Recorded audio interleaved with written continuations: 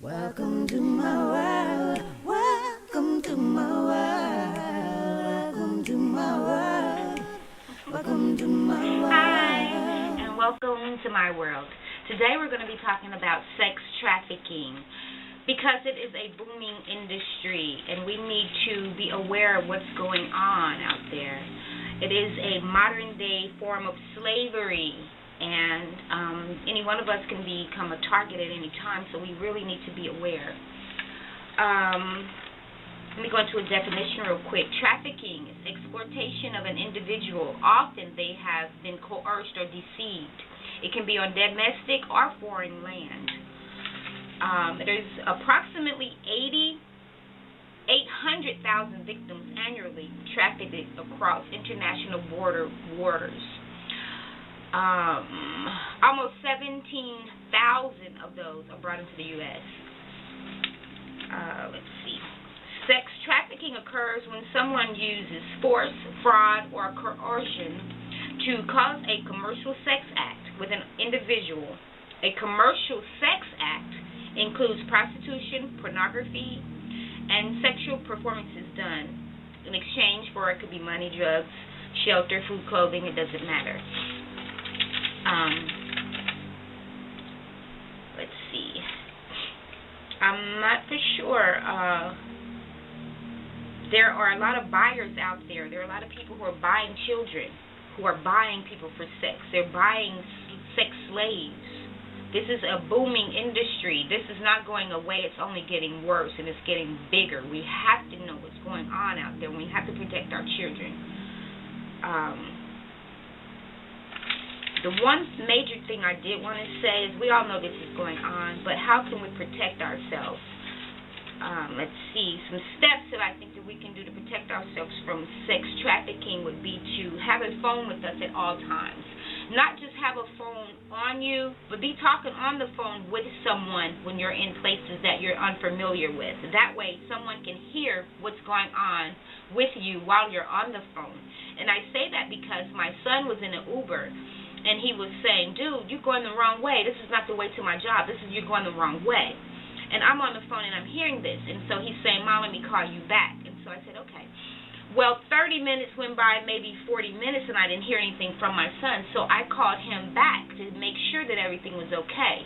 And, of course, he answered the phone, and he said, I'm fine, Mom. Thanks for calling back to check on me, because that's an important thing that we need to do. If we hear someone's in stress or something's not going correct, something's not going right, Uber driver driving the wrong way, we need to check back with them and make sure he got to work, make sure he reached his destination.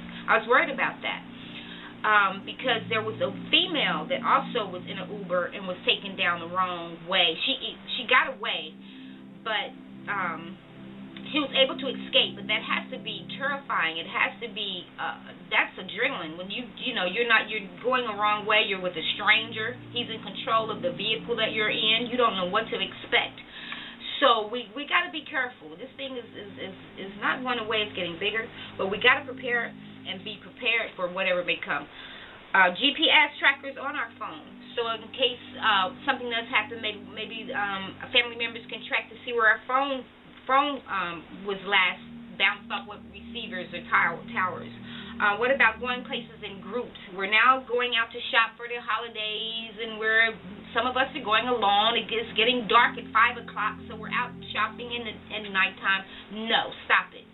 Go in groups. Go in the daytime, and make sure that you're in places that are lit up, and places that are full of people.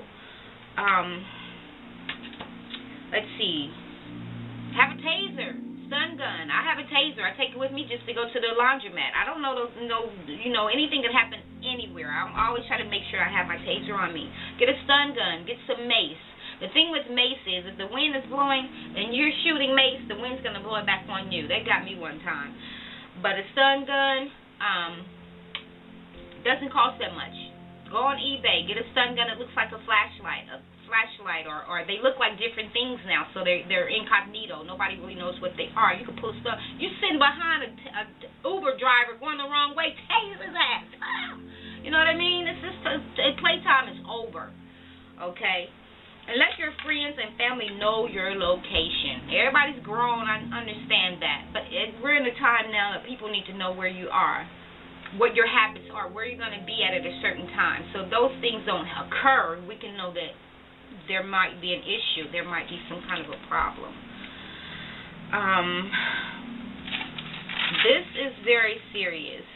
We got to be observant. We got to watch the people that we allow to come into our sphere, into our atmosphere, into our space, our safe space. Who are we talking to? Who are we allowing on social media to get to know us? A guy asked me to come to Atlanta to have dinner with him at a restaurant. I don't know you. I need more information. As a matter of fact, it probably won't even happen, but I'm just saying. I don't just jump up and go and do those type of things anymore. I've grown up and I've gotten more mature in my thinking. I remember being at a phone booth back in the day, and I'm on the phone with my mom, and this car drives up, and it's full of men, and they're looking at me and talking to me crazy as they're passing by, and I'm like, okay, Mom, the car is this color, the tag is this number, it's 3 people in the car. I'm describing everything in case something pops off, somebody knows what's going on, and I think we really need to do that more often. This is a problem for everybody in our community. We have to watch each other. We have to watch strangers. We even have to watch people that we know. But mostly we have to watch our children. We have to watch strangers and watch where they're going, who they're associating with, to make sure that they are able to come back home. Predators are everywhere, and any one of us can become a victim at any time. So don't think just because you're older or you might feel that you're wiser. It doesn't matter. Anybody can become a sex slave, male or female. So we all need to watch out, and that's just what I wanted to say in this video. So let's be informed. Let's spread the word. Let's be aware. Let's be observant. Let's be prepared with our tasers, mace, and our stun guns. And wouldn't it be wonderful if we all knew a little bit of self-defense? Ladies, this right here is your biggest weapon. Your elbow. It's hard. Bam. Feel me? This is a weapon. Your knees are weapons. This is a weapon. This is a weapon on somebody's nose. You could actually kill somebody like that. So we need to learn what points that are vulnerable on the body, especially for a strong man. What points would be vulnerable for you to be able to fight to escape these situations.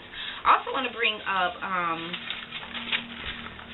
Cyntoia. I'm not for sure if I'm saying her name right, but it's called Cyntoia, Cyntoia Brown, who was 16 years old and was trafficked by a pimp named Cutthroat, who, after days, he drugged her, and she was being raped by a lot of different people, purchased by a 43-year-old child predator who took her to his home for sex, of course. She ended up getting to a gun, shot him, and killed him. Yay, we would think, right? But she ended up being arrested, and the results were her having life in prison, and she won't get parole until she's 69 years old. We cannot let this happen, okay? This is a situation that I hope that will not happen to. It's just sad how the court system is doing us, and of course it's a young woman of color. But you find yourself in a situation, the only thing you have is yourself, is your desire to fight and get free, and then to get out and then to become a ward of the state. That's injustice. That is not peace. That is not the way that we should be living in America. But that is what has happened. And we need to all remember the story of Cyntoia Brown and try to see if we can get her released. This is just ridiculous. But this is just one story, her story, and it doesn't mean that it's the last story or it's going to be the only story that this happens to. But the title of this video is Sex Trafficking and What We Can Do to Stop Predators and How We Can Protect Ourselves. So I hope this was a little bit of a wake-up call. It's scary out there, and it's especially scary if you're alone. So, like I said, at all times, try to be in a group. Try to be with someone. Try to let other people know where you're going. Keep your phone with you at all times. You feel like you're going down the wrong way with an Uber driver, with anybody, get on the phone and immediately start calling. Look, dude, going down the wrong way. I don't like this shit. This feeling ain't feeling right. Stay on the phone with somebody so they can know where you're going, who you're with. Describe the Uber driver. Describe the car. Give out information so that someone will know exactly what you're going through, who you're with, and what the situation is. I hope this video helped you.